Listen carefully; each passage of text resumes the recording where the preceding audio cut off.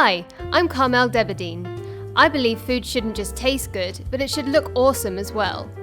Join me as I bring my kitchen to yours. This is the DB Kitchen. You're almost there, it's Christmas morning. There's just one more thing to prepare, and that is for dessert. Now, there is nothing more British than a bread pudding, but we're going to put a Canto twist on ours with a ginger egg custard. On Christmas morning, or even the night before, roughly chop up your brioche or your other sweet bread. Or you can even just get the kids to tear it up. Place that into a greased foil or a baking tray. Before we make our egg custard, we've got to grate the ginger. Now I'm going to use a microplane zester because I want to have some of the texture of the ginger without all the stringiness. For our Cantonese egg custard, we're going to add in freshly grated ginger. Use a fine grater, but don't worry if you get a few chunky bits. They'll just be little bombs of flavour. Add in eggs, cream, milk, a little bit of sugar as the brioche is already sweet enough.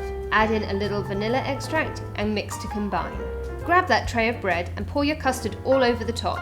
We want that bread to get really infused with all the flavour, so we're going to let that sit for a couple of hours. Preheat the oven to 140 Celsius, around 280 Fahrenheit. Sprinkle a little extra sugar all over the top and bake it for 30 minutes. If you see the custard is still a little loose, pop it back in for another 10.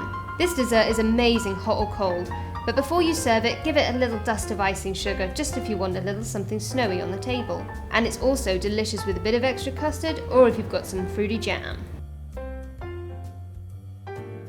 For the full recipe, please go to my website, thedbkitchen.com, and check out our Instagram page @thedbkitchen.